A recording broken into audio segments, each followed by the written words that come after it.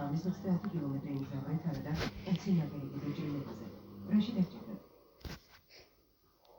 რა ხდება? რაღაცა სმავა? დაბადებულება? არა. ჩემი ძლია წავიდე. მაგრამ იქამდე გეტყვით. ადამიანის მოკვლა მარტივი არ არის. კარგად ვიცი. დამიჯერე. ეს ისეთი რამაა, რასაც ვერასდროს დაივიწყე.